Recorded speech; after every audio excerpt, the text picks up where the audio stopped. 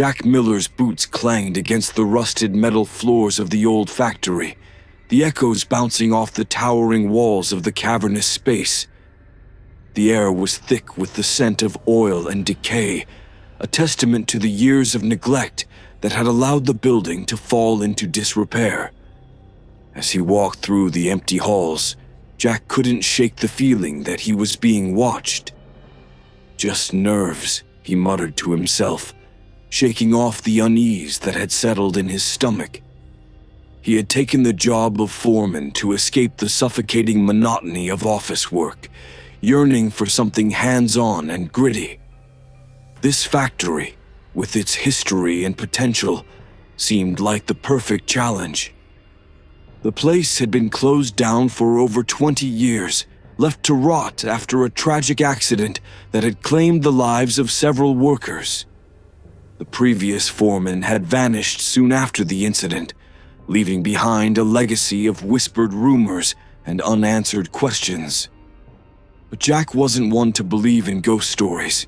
He was here to breathe new life into the factory, to turn it back into a bustling center of productivity. As he made his way to his office, a small room perched on the second floor, overlooking the main production area, Jack couldn't help but notice the layers of dust and grime that coated every surface. The windows were smeared with dirt, allowing only the faintest traces of daylight to seep through. He pushed open the door to his office and was greeted by a gust of stale air.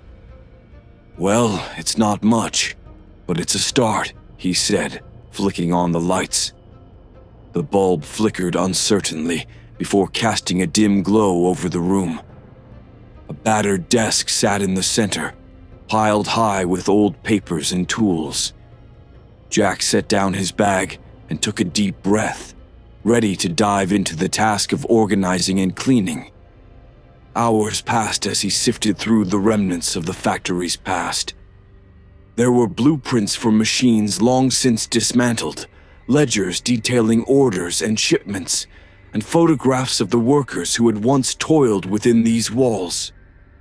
One photo in particular caught his eye. It was a group shot, the faces of the men and women smiling proudly despite the soot and grime that covered them. Jack's gaze lingered on the figure in the center, the previous foreman, a stern-looking man with piercing eyes. As the sun dipped below the horizon, casting long shadows across the factory floor, Jack decided to call it a day. He locked up the office and made his way back to the main entrance, the sound of his footsteps echoing eerily in the empty space. Just as he reached the door, a whispering breeze rustled through the factory, carrying with it a faint, almost imperceptible sound, the murmur of voices. Jack paused, straining to hear. The voices were soft, like the distant hum of a conversation just out of reach. He shook his head, dismissing it as the wind playing tricks on his mind. But as he stepped outside and locked the door behind him, he couldn't ignore the chill that had settled over his skin. Driving home, Jack tried to focus on the tasks ahead. He had plans to bring in a crew to start repairs, to clear out the debris and restore the factory to its former glory. But the strange sensations and the eerie whispers lingered in his thoughts, casting a shadow over his excitement. That night, as Jack lay in bed, he dreamed of the factory. In his dream, the halls were alive with the sounds of machinery and the chatter of workers. He saw the faces from the photograph, their smiles replaced by expressions of pain and fear. And at the center of it all was the foreman, his eyes burning with a fierce intensity. Jack awoke with a start, his heart pounding in his chest. He told himself it was just a dream, a manifestation of the stress and excitement of starting a new job. But deep down, he couldn't shake the feeling that something was waiting for him in the shadows of the old factory, something that wasn't ready to be forgotten. Jack's first week as the factory foreman passed in a blur of paperwork, phone calls, and coordination with contractors. The old building creaked and groaned as workers moved through its corridors, tearing down the rot and decay to make way for new life. Despite the activity, the factory felt oppressively silent when Jack walked through its halls alone. It was on one such evening, as the sun dipped below the horizon, that Jack first heard the whispers. He was conducting his usual end-of-day inspection, ensuring that all tools were put away and the machinery was properly secured. The factory was still far from operational, but Jack believed in establishing good habits early. As he walked past the skeletal remains of a conveyor belt, he heard it, a faint, almost inaudible murmur that seemed to emanate from the very walls. Jack paused, his breath catching in his throat. He listened intently, but the sound faded as quickly as it had appeared. Shaking his head, he continued his rounds, chalking it up to the building's old pipes, or perhaps his own tired mind playing tricks on him. But as the days went on, the whispers became more frequent. They seemed to follow him, echoing through the factory's labyrinthine corridors, always just out of reach. Sometimes, he could almost make out words, fragmented sentences spoken in hushed tones, like a conversation he wasn't meant to hear. One evening, determined to get to the bottom of the mystery, Jack decided to stay late. He waited until the last of the workers had left, the clang of the closing gate reverberating through the empty space. Armed with a flashlight, he ventured into the bowels of the factory, the beam of light cutting through the darkness. The whispers were there, growing louder as he moved deeper into the building. They seemed to emanate from everywhere and nowhere at once, filling the air with a sense of unease. Jack's heart pounded in his chest as he followed the sound, each step echoing ominously in the silence. He found himself in the heart of the factory, where the old machines stood like silent sentinels, their rusted hulks casting long shadows in the dim light. The whispers were louder here, almost deafening, a cacophony of voices that swirled around him. "Who's there?" Jack called out, his voice sounding small and fragile in the vast space. The whispers ceased abruptly, leaving an eerie silence in their wake. For a moment, Jack thought he was alone, but then he saw it, a shadowy figure standing just beyond the reach of his flashlight. It was a man, his form indistinct and wavering, like a reflection in a pool of water. "Who are you?" Jack demanded, his voice trembling. The figure did not move, its eyes, if it had any, fixed on Jack with an intensity that sent a shiver down his spine. Before Jack could react, the figure vanished, dissolving into the darkness like smoke. The whispers returned, more urgent now, their tone shifting from hushed conversation to frantic pleas. Jack stumbled back, his mind racing. He fled the factory, the whispers following him all the way to the door. As he locked up and hurried to his car, he couldn't shake the feeling that he was being watched, that the shadows themselves were alive and aware of his presence. That night, as he lay in bed, the whispers haunted his dreams. He saw the shadowy figure again, standing in the center of the factory floor, surrounded by the spectral forms of the workers who had perished in the accident. Their eyes were filled with sorrow and anger, their mouths moving in silent screams. Jack awoke in a cold sweat, his heart pounding. He knew now that the factory was more than just a building with a tragic past. It was a place of restless spirits, haunted by the memories of those who had died within its walls. And he was at the center of it, drawn into a mystery that defied explanation and threatened to consume him. Determined to find answers, Jack resolved to uncover the truth behind the whispers and the shadowy figure. But as he delved deeper into the factory's dark history, he couldn't help but wonder if he was in over his head, if the forces that haunted the factory were beyond his understanding, and if he was destined to share the same fate as those who had come before him. The next morning, Jack arrived at the factory with renewed determination. He couldn't ignore the whispers or the shadowy figure he had encountered. He needed to understand what had happened all those years ago and why the spirits seemed to be reaching out to him. His first stop was the local library, a small, dusty building on the outskirts of town. The librarian, an elderly woman with silver hair and a kind smile, greeted him warmly as he approached the desk. "Good morning," Jack said. "I'm looking for information on the old factory on Elm Street, specifically about a tragic accident that occurred there." The librarian's smile faltered, and a shadow of unease crossed her face. "The old factory, you say? That place has quite the dark history. Follow me."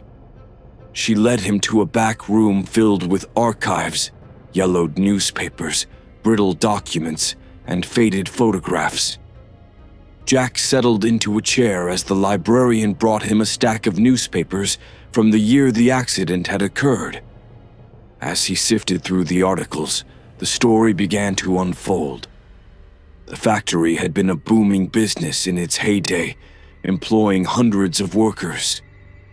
But one fateful night, a catastrophic accident had claimed the lives of 21 employees.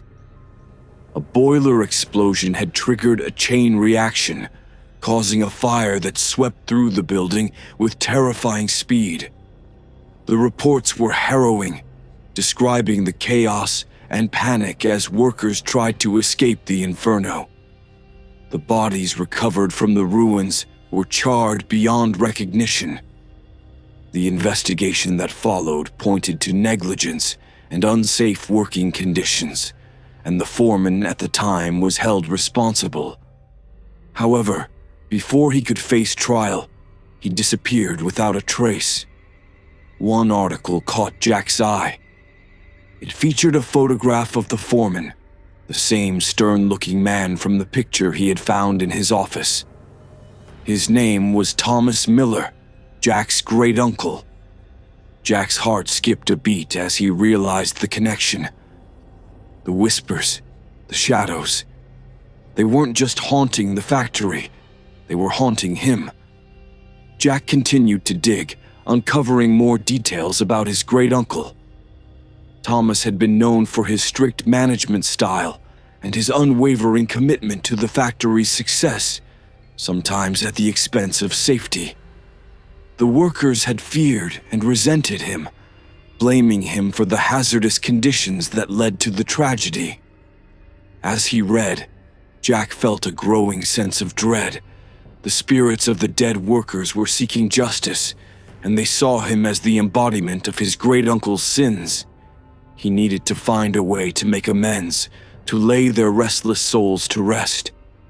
Returning to the factory that evening, Jack couldn't shake the feeling of eyes watching him. He walked through the dimly lit halls, the whispers rising once more to a fever pitch. The shadowy figure appeared again, standing in the center of the production floor. "Thomas Miller," the figure intoned, its voice a chilling echo. "You cannot escape your past." "I'm not Thomas," Jack replied, his voice shaking. "I'm his nephew. I want to help you. Please tell me what I can do." The figure seemed to consider this, its form flickering like a candle flame. "You must uncover the truth," it said finally. "The truth of our deaths. Only then can we find peace." With that, the figure vanished, leaving Jack alone in the oppressive silence. He knew what he had to do. He needed to find out what really happened on the night of the accident and why his great-uncle had disappeared. The key to ending the haunting lay in the truth, buried deep within the factory's dark history. Determined to uncover the secrets that had been hidden for so long, Jack set out to find anyone who might remember that fateful night. He would speak to former workers, search through more archives, and do whatever it took to bring the truth to light. The spirits deserved justice, and he was their only hope. The following day, Jack felt a heavy sense of urgency as he walked through the factory gates. The connection to his great-uncle, Thomas Miller, weighed on him. Determined to uncover the truth, he knew he had to face whatever haunted the factory head-on. As dusk fell, Jack found himself once again alone in the vast, silent factory. He had decided to stay late, hoping that confronting the spirits might reveal more about their demands. The whispers began almost immediately, a low murmur that seemed to emanate from the walls themselves. He made his way to the heart of the factory, the same place where he had seen the shadowy figure the night before. The machinery stood silent and still, casting long, eerie shadows across the floor. The atmosphere was thick with anticipation, as if the building itself was holding its breath. Jack stood in the center of the room, his heart pounding. "I'm here," he called out, his voice echoing in the empty space. "Show yourselves. Tell me what you want." For a moment, there was only silence. Then the temperature dropped sharply, and Jack could see his breath misting in the air.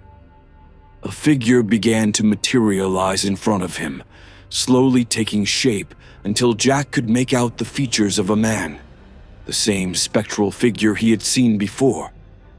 This time, the figure was more defined. He wore the tattered remnants of a factory uniform, his face streaked with soot and blood. His eyes, hollow and filled with sorrow, locked onto Jack's. "Thomas Miller," the spirit intoned, its voice a haunting whisper. "You must right the wrongs of the past." "I'm not Thomas," Jack insisted, taking a step forward. "I'm Jack, his nephew. I want to help you. Please tell me what happened." The spirit seemed to waver, as if struggling to maintain its form. "The accident was no accident," it said, its voice filled with pain. "We were sacrificed for profit. Unsafe conditions, ignored warnings. We were doomed from the start." Jack felt a chill run down his spine. The workers hadn't just died in a tragic accident. They had been victims of negligence and greed. His great-uncle's actions had cost them their lives, and now they were trapped, their souls unable to find peace. "What can I do?" Jack asked, his voice trembling. "How can I make this right?" The spirit's form flickered, and more figures began to appear around him, the spectral shapes of men and women, their faces twisted in anguish. They surrounded Jack, their whispers blending into a cacophony of sorrow and anger. "Find the truth," the spirit said, its eyes boring into Jack's. "Reveal what happened. Make those responsible pay. Only then can we rest." Before Jack could respond, the spirits began to fade, their forms dissolving into the darkness. The whispers died away, leaving him alone once more in the silent factory. Jack stood there for a long moment, trying to process what he had learned. He knew now that his task was not just to uncover the truth, but to seek justice for the souls trapped within the factory. He had to find the evidence of negligence, to expose the truth of what had happened all those years ago. Only then could he hope to free the spirits from their torment. With renewed determination, Jack set to work. He spent the next few days poring over old records, interviewing former workers, and digging through archives. Each piece of information he uncovered painted a clearer picture of the events leading up to the accident. He discovered that Thomas Miller had indeed ignored multiple safety warnings, prioritizing production over the well-being of his workers. There were memos detailing faulty equipment, reports of dangerous working conditions, and even letters from concerned employees, all of which had been dismissed or buried. As Jack delved deeper, he found a name that kept appearing in the documents: Henry Lawson, the factory's owner at the time. Lawson had been a ruthless businessman, known for cutting corners and maximizing profits at any cost. It became clear that he had played a significant role in the tragedy, his negligence and greed leading directly to the fatal accident. Armed with this knowledge, Jack knew what he had to do. He needed to confront Henry Lawson and hold him accountable for his actions. The spirits deserved justice, and Jack was determined to deliver it. The factory had been a place of death and sorrow for too long. It was time to bring the truth to light and finally lay the ghosts to rest. Jack's investigation into the factory's tragic past had only deepened his resolve to seek justice for the restless spirits. However, as he continued his work, the factory seemed to grow more hostile. The whispers were no longer just whispers. The entire building seemed to pulse with a malevolent energy, and Jack often felt unseen eyes watching his every move. One evening, Jack found himself working late yet again, sifting through more dusty records in his office. The air was heavy and oppressive, the silence broken only by the distant hum of machinery. Except the factory's machinery was supposed to be off. Jack froze, listening intently. The sound grew louder, the unmistakable clanking and whirring of old machines coming to life. His heart pounded as he grabbed his flashlight and made his way to the production floor. The sight that greeted him was both surreal and terrifying. The dormant machines were moving on their own, gears turning and belts spinning as if driven by some unseen force. Jack's flashlight beam flickered, casting eerie shadows that danced across the walls. "Hello?" Jack called out, his voice trembling. "Who's there?" In response, the machinery clanged even louder, the cacophony of metal and steam filling the air. Jack approached the nearest machine, a large press that should have been silent and still. As he reached out to touch it, a ghostly hand emerged from the gears, reaching towards him. Jack stumbled back, his flashlight falling to the floor. The spectral hand was followed by another, then another, until a whole apparition emerged, a worker, his face twisted in agony, his body mangled by the machine that had killed him. "Help us," the ghostly worker whispered, his voice echoing in Jack's mind. "We are trapped, forever reliving our deaths." Jack's mind raced. The machinery wasn't just coming to life. It was reenacting the moments before the fatal accident, the spirits trapped in a never-ending cycle of pain and death. He had to do something, but what? How could he free them from this torment? Before he could think further, more spirits appeared, their forms emerging from the machinery around him.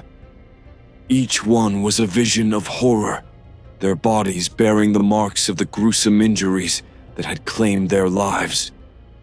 They surrounded Jack, their eyes pleading for release.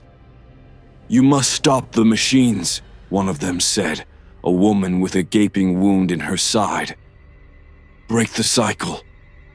Jack nodded, his fear giving way to determination. He rushed to the control panel, his hands shaking as he tried to shut down the power. But the machinery seemed to have a life of its own, the controls unresponsive. Desperate, Jack grabbed a nearby crowbar and began smashing at the machinery, trying to force it to stop. Sparks flew, and the noise was deafening, but he didn't care. He had to end this nightmare. Finally, with a last, mighty swing, he managed to disable the main power switch. The machinery ground to a halt, the spirit's anguished cries fading into silence. Jack stood there, panting and covered in sweat, the crowbar slipping from his grasp. The ghosts gathered around him, their forms flickering like dying embers. "Thank you," the woman said, her voice soft. "But this is not enough. You must reveal the truth. Only then can we be free." With that, the spirits began to fade, their forms dissolving into the air. Jack felt a wave of exhaustion wash over him, but he knew his task was far from complete. The machinery might be silent for now, but the factory's dark history still hung over it like a shroud. Jack spent the next few days trying to track down Henry Lawson. The former owner was now an old man, living in a sprawling estate on the outskirts of town. It took some persistence, but Jack finally managed to secure a meeting. As he drove up to the grand mansion, he couldn't help but feel a sense of foreboding. This was the man responsible for so much suffering, and Jack was determined to make him face the consequences of his actions. Lawson greeted him with a cold, calculating gaze. "What do you want?" he demanded, his voice as sharp as ever despite his age. Jack didn't mince words. He laid out the evidence he had found, detailing the unsafe conditions, the ignored warnings, and the tragic accident that had resulted. He spoke of the spirits trapped in the factory, their souls unable to find peace. Lawson listened in silence, his expression unreadable. When Jack finished, the old man let out a bitter laugh. "You think you can scare me with ghost stories?" he sneered. "Those workers were expendable. Their deaths were unfortunate, but necessary for progress." Jack felt a surge of anger. "They were human beings," he snapped, "and their spirits are still suffering because of you. You need to take responsibility." Lawson's eyes hardened. "Get out of my house," he said coldly, "before I call the police." Jack left, his heart heavy with frustration. Lawson's refusal to acknowledge his guilt only strengthened Jack's resolve. He knew now that he had to bring the truth to light, to expose Lawson's crimes to the world. Back at the factory, the spirits awaited him. Jack stood in the center of the production floor, the silence pressing in around him. "I won't give up," he vowed. "I will find a way to make this right." As he spoke, the air seemed to lighten, the oppressive atmosphere lifting slightly. The spirits might still be trapped, but they had an ally in Jack, and he would do everything in his power to free them, no matter the cost. The next few days were a blur of frustration and determination for Jack. He was more convinced than ever that Henry Lawson's greed and negligence had caused the deaths of those workers, and the only way to free their spirits was to expose the truth. Jack immersed himself in research, reaching out to anyone who might remember the factory and its dark history. One evening, after another long day of dead ends and unanswered phone calls, Jack decided to revisit the factory. As he entered, the familiar chill settled over him, and the whispers began almost immediately, a constant murmur that gnawed at the edges of his sanity. "Show me the way," Jack whispered into the darkness, hoping the spirits would guide him. "Help me find the proof I need." The whispers grew louder, more insistent, as if urging him deeper into the factory. Jack followed the voices, his flashlight casting long shadows as he navigated the labyrinthine corridors. The air was thick with the scent of oil and decay, the oppressive atmosphere pressing in on him. He found himself in the old records room, a a space he had only briefly glanced through before. Dusty shelves lined the walls, crammed with ledgers, blueprints, and documents. Jack began to sift through the piles, searching for anything that might provide the evidence he needed. As he worked, the whispers seemed to coalesce into distinct voices, fragments of conversations from the past. He heard the anxious murmurings of workers, the stern commands of his great-uncle, and the ever-present hum of the machinery. One voice stood out from the rest, a woman's voice, filled with fear and desperation. "We warned them," she said, her tone trembling. "We told them the boiler was faulty, but they did nothing." Jack's heart raced as he followed the sound, digging through the records with renewed urgency.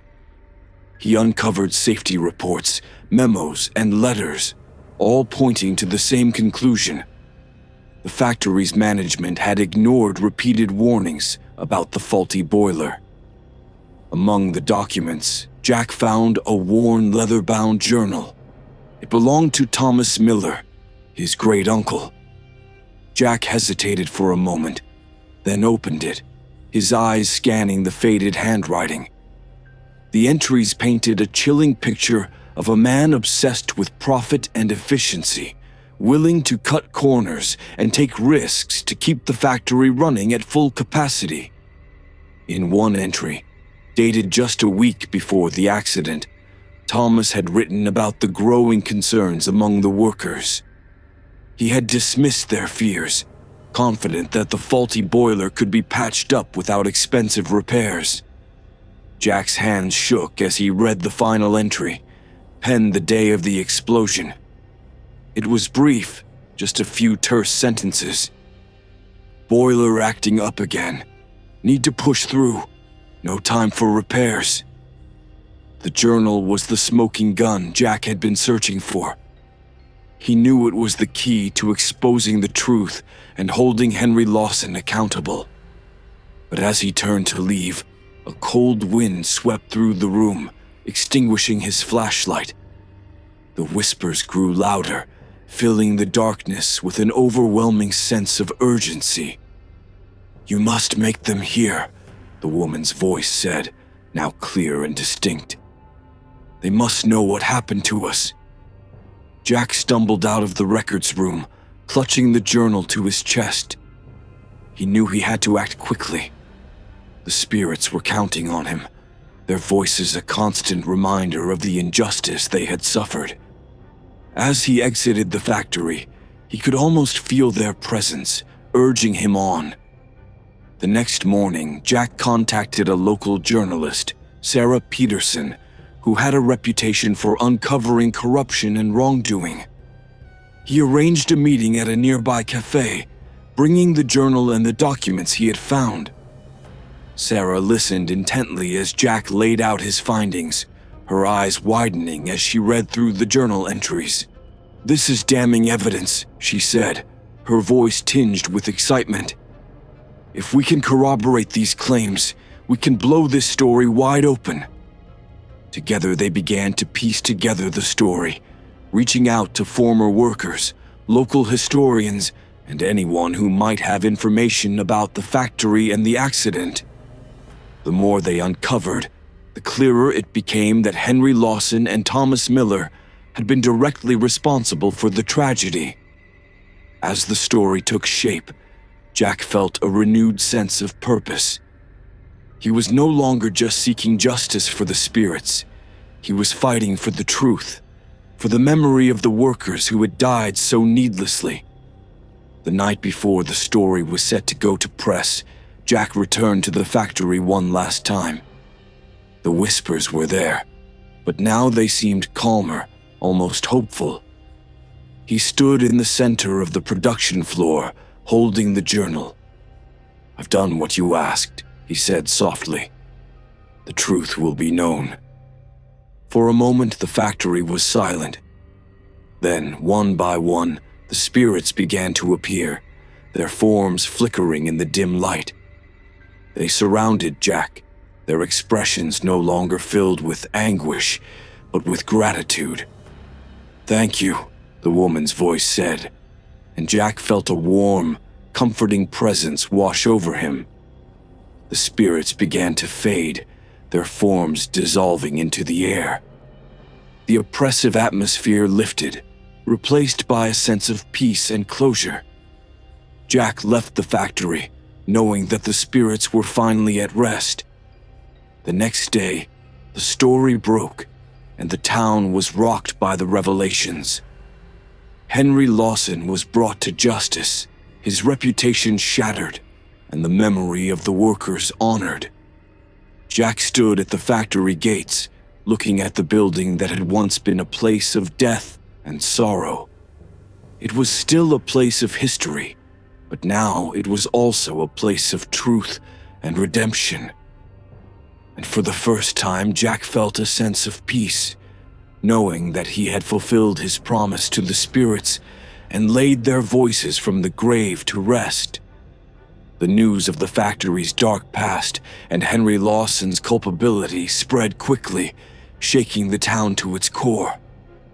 Lawson was arrested, facing charges of criminal negligence, and the workers' families finally began to receive the acknowledgement and compensation they had long been denied.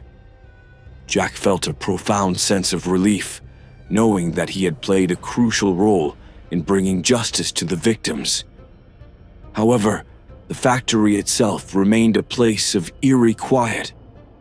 Despite the peace Jack had brought to the spirits, the oppressive atmosphere lingered, as if the building still held onto remnants of its tragic history. Jack couldn't shake the feeling that his task wasn't entirely complete.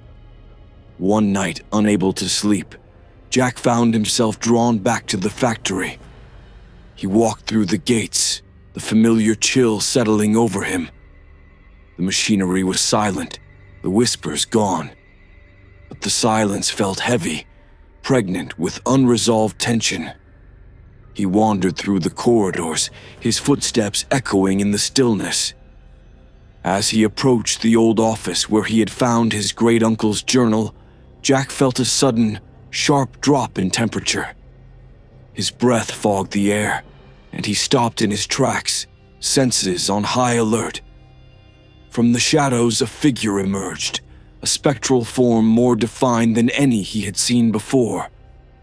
It was Thomas Miller, his great-uncle, his face a mask of torment and regret. Jack's heart pounded in his chest as he faced the ghostly apparition.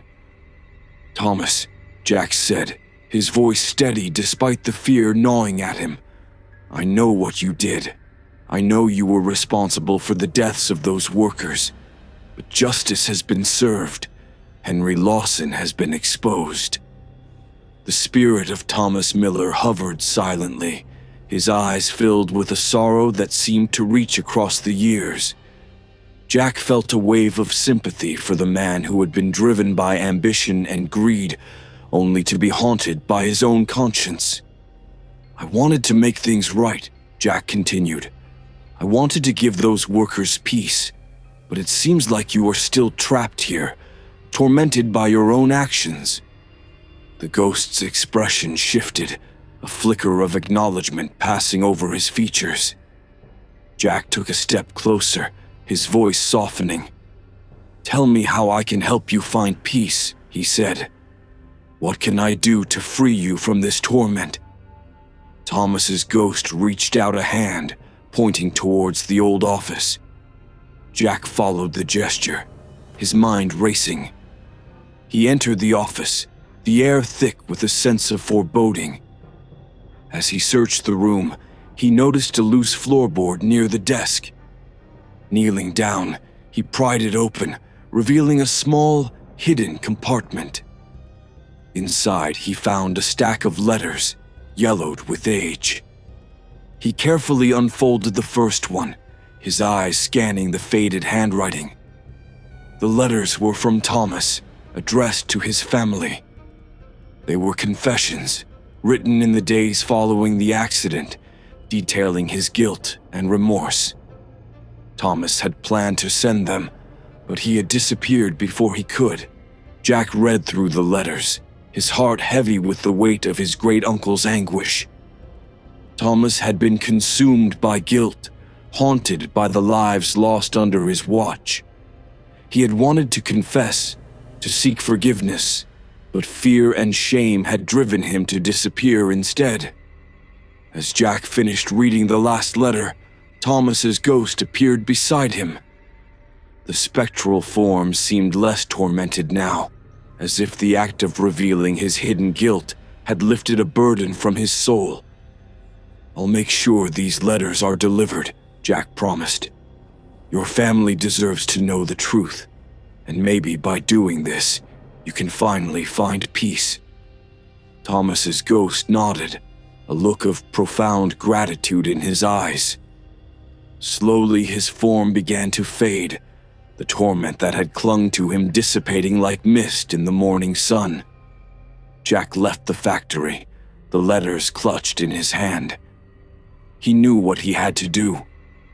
The next day, he contacted his relatives, arranging a meeting to share the letters and the story of Thomas's guilt and remorse. It was a difficult conversation, filled with tears and pain, but it brought a sense of closure to his family. Back at the factory, the oppressive atmosphere had lifted, replaced by a sense of calm. The machinery stood silent, the whispers gone, and the spirits at rest. Jack knew that the factory's tragic history would never be forgotten, but it had finally been acknowledged and laid to rest. As he stood at the gates one last time, Jack felt a profound sense of accomplishment. He had not only brought justice to the victims, but had also freed his great-uncle from his torment. The factory, once a place of death and sorrow, had become a symbol of truth and redemption. Jack turned away, ready to move forward with his life, knowing that he had done everything he could to honor the memories of those who had suffered. The factory's ghosts were at peace, and so was he. Despite Jack's efforts, the uneasy feeling that lingered around the factory refused to completely dissipate. Although the spirits of the workers seemed at peace, something darker remained. Jack couldn't ignore the sensation that another presence, perhaps more malevolent, still haunted the factory.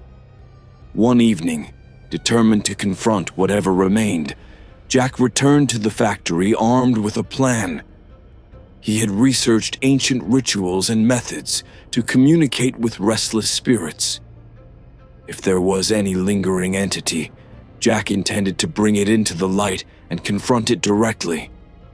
As the sun dipped below the horizon, casting long shadows across the factory floor, Jack prepared for the seance. He arranged candles in a circle in the center of the production area, their flickering flames casting eerie light on the rusted machinery. The air grew colder, and the whispers began anew, but this time they felt different, more sinister. Jack took a deep breath and began the ritual, reciting the incantations he had carefully memorized. The whispers grew louder, swirling around him like a storm. The candles flickered, their flames dancing wildly. Jack focused, calling out to the lingering presence.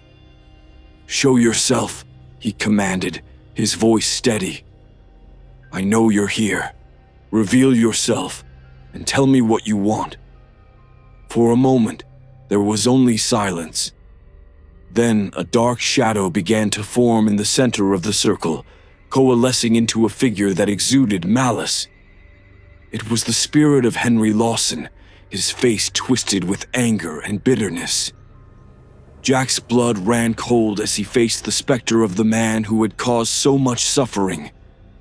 "Why have you come back?" Jack demanded, his voice trembling. "You've been exposed for your crimes. The workers have found peace. What do you want?" Lawson's ghost glared at him, his eyes burning with hatred. "Peace," he snarled. "I will never find peace. I am bound to this place, tormented by the lives I took, and now you will suffer as I have suffered." The air grew colder still, and the factory seemed to shudder under the weight of Lawson's wrath. Jack stood his ground, refusing to be intimidated. "I won't let you hurt anyone else," he said firmly. "Your reign of terror ends here." Lawson's specter let out a chilling laugh. "You think you can stop me? I am beyond your reach, boy. My sins are too great, my soul too stained. You will never rid this place of me." Jack knew he had to act quickly. He reached into his bag and pulled out the letters he had found, the confessions written by his great-uncle Thomas Miller. Holding them up, he faced Lawson's ghost. "These letters tell the truth," Jack said, his voice strong. Thomas admitted his guilt. He was haunted by what he did, just like you are. But he sought forgiveness, and now I offer you the same chance. Admit your wrongs, seek redemption, and maybe you can find peace. Lawson's ghost hesitated, his form flickering. For a moment it seemed as though he might relent, but then his expression hardened once more. "Forgiveness," he spat. "I do not seek forgiveness. I seek vengeance. You are a fool to think you can change anything." With a roar, Lawson's ghost lunged at Jack, the temperature plummeting as the spirit's malevolence surged. Jack staggered back, the force of the attack nearly overwhelming him. But he held his ground, clutching the letters tightly. "Then I will do it without you," Jack shouted. "I will ensure the truth is known, and your legacy will be one of shame and disgrace. You will be forgotten, erased from history, while the memory of those you wronged will live on." The spirit recoiled, its form wavering as if weakened by Jack's words. The whispers grew louder, and Jack realized they were no longer just voices of the past. They were voices of defiance, of the workers who had suffered under Lawson's rule, now standing with him. With one final desperate effort, Jack hurled the letters into the air. They burst into flames, their light blazing brightly in the darkness. The factory seemed to tremble, and Lawson's ghost let out a furious scream, his form disintegrating in the intense light. The oppressive atmosphere lifted, the air growing warmer as the malevolent presence faded. The whispers ceased, replaced by a profound silence. Jack fell to his knees, exhausted but triumphant. The factory was finally free from its darkest haunt. As Jack stood and made his way to the exit, he felt a sense of closure. The spirits of the workers were at peace, and even Henry Lawson, in his twisted way, had faced some measure of justice. Jack knew that the factory's history would never be forgotten, but it could now move forward, unburdened by the weight of its tragic past. He walked out into the night, ready to leave the factory behind for good. The confrontation had been harrowing, but Jack had emerged victorious. The factory was no longer a place of death and sorrow. It was a place of redemption and truth, and Jack had played his part in its transformation. In the days following the confrontation with Henry Lawson's ghost, the factory seemed to breathe a sigh of relief. Jack felt a weight lift from his shoulders, but he knew there was still one final piece of the puzzle to uncover. His great-uncle Thomas had sought forgiveness, but Jack felt there was something more hidden within the factory's walls, a final revelation that would complete the story and bring true closure. Jack returned to the factory one last time. The air was clear, the oppressive atmosphere gone, but the sense of unfinished business lingered. He walked through the silent halls, determined to uncover whatever secrets remained. He found himself drawn back to his great-uncle's old office. The room was as he had left it, the loose floorboards still exposed. Jack knelt down, searching the hidden compartment once more. This time he noticed something he had missed before, a small metal box tucked into a corner. With trembling hands, Jack opened the box. Inside, he found a collection of photographs, letters, and a worn diary. As he flipped through the contents, the final pieces of the story began to fall into place. The photographs showed Thomas Miller with his family, his face stern but proud. Among them were pictures of the workers, their smiles wide despite the grime and soot that covered them. The letters were addressed to Thomas's wife and children, filled with love and regret, a stark contrast to the cold, calculating man Jack had read about in the journal. The diary was the most revealing. In it, Thomas had poured out his soul, detailing his descent into guilt and madness after the accident. He wrote about the pressures from Henry Lawson, the corners he had been forced to cut, and the nightmares that plagued him every night. But one entry stood out from the rest, dated just days before Thomas's disappearance.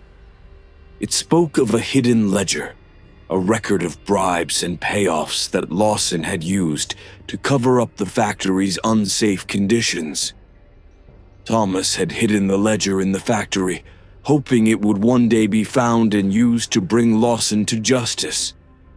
Jack knew what he had to do. Armed with the diary, he began his search for the hidden ledger. The factory, now free of its ghosts, seemed to guide him, as if the spirits of the workers were leading him to the truth. After hours of searching, Jack found the ledger hidden behind a false panel in the wall of the old records room.